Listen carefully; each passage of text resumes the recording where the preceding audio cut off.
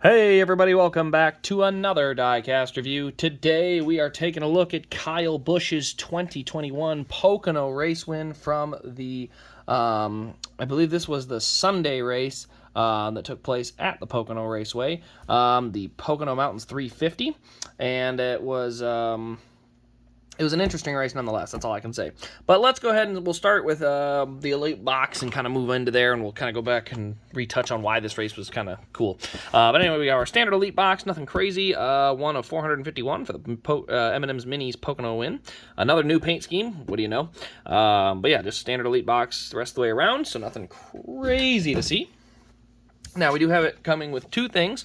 The race win card here, the Explore the Pocono Mountains 350, and then June 27th, 2021.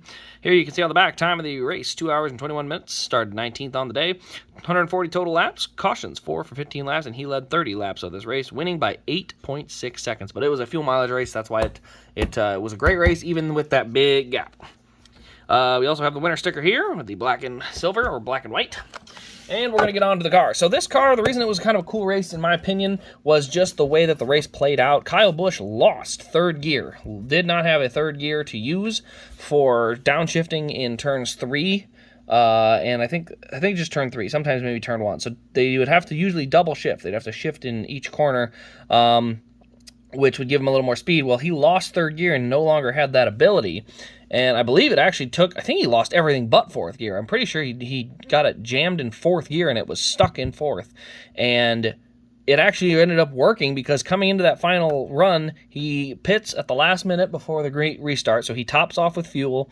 He's stuck in fourth gear, which actually is way better on the fuel mileage, and so when that whole run develops and keeps going, he's stuck in fourth gear and just kind of running where he's running, and everyone else has to kind of do a stop and go at the end just to get a little bit of fuel so they can make it to the finish, and they made it to the finish. Everyone except for, I mean, there was a couple behind Kyle that were saving harder than he was towards the end, but because he was in fourth, he was able to have a little bit better pace throughout his run and win that race. So it was just kind of neat that a car that lost all but fourth gear, and you'd think that, oh boy, now he's in trouble because he lost all that, and then he ends up winning the race because of it. Like, he probably would not have topped up with fuel and started at the back and had a better fuel economy without losing all of it. So he literally, it's almost like losing the first 3 gears almost won him the race, but very cool. So just a neat story with it, but you can see we do have a little bit of build up there. You can see all the little mini M&Ms here on the side. It's the M&M's Minis paint scheme there, so kind of a cool car. I don't know, there's something about Kyle Busch winning all these different paint schemes. It's kind of cool. He won in the M&M's mix, the peanut butter and the regular, and I think it was the peanut M&Ms. That was the scheme he won with at Kansas. Then he wins in the Minis car. Then he wins in the chocolates car this year. So he hasn't won in just the straight up M&M's car in a little bit. So I still think it's cool though. But you can see the M&M's mini container there on the side with the red M&M. You got the ethanol ring there. You can see a little bit of buildup on that left rear corner fender there, but not much. Rowdy up there with the name on the name rail with the winner sticker. You can see a bunch of little M&Ms on the roof. That's kind of a neat thing. You can see on that number 18, you see a little M&M's Minis container, and then a bunch of little mini M&Ms kind of sprinkled around on the hood and stuff. And then you see some wrappers down there with some more M&Ms. So just kind of cool. It's cool that they actually celebrate with the sponsor. You know, it'd be like Chase Elliott's car having a bunch of Mountain Dew stuff around it. So I think that'd be cool too. We go to the back here. We got Butters. We got Camry here, Toyota. The deck lid does open. We have our fuel cell in the back there.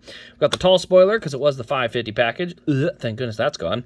DIN number is 300. We got Kyle Busch on the rear window. And on the roof, like I said earlier, we have the mini M&Ms, but also opening roof flaps. Now moving it around to the right side here, you can see on this side a couple of rivets there on the corner panel, a little bit here on the fender as far as buildup, but not much, pretty clean. It is a Pocono car after all. They generally don't get too crazy. But as we move it around back to the front, here's where all that detail is going to be. You can see it on the grill. There's a little bit of kind of like sand and dirt there, some tape up there. The right front corner, it's got some pretty good buildup over here on the right front corner. From the tire buildup. And then on the hood here, you can see some wrappers from the M&Ms, a couple of little dots. So you see that blue dot, the red dot, the yellow dot. Those are all M&Ms actually sitting on the hood of the car. And then you can see some of the rubber buildup just across the bottom of the hood, and kind of even up to here, you see some of the buildup there. So you can see all that as well. Now under the car, you do have the DIN number there. Oh, it's stamped in white, but it's 300. You can see all that for the functioning rear suspension. You can see that does bounce and move.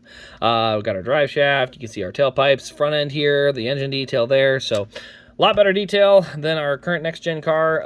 The suspension's still good on the next-gen. I'm really hoping that we can get some more detail out of that car at some point, because, boy, it's bare bones. But yeah, this car, just in general, very cool race win. As I said, the story behind it, very unique, very cool that way, so I'm just pretty happy with that. But anyway, guys, I'm actually filming this right before going live, so for those of you who are going to be at the live stream, enjoy the Watkins Glen race. I'll be seeing you here in just a minute. Obviously, this video is going to post days later, so kind of a funny way to reference it, I guess. But anyway, guys, thanks for watching. This has been Race Grace, and we will see you in the next Diecast review.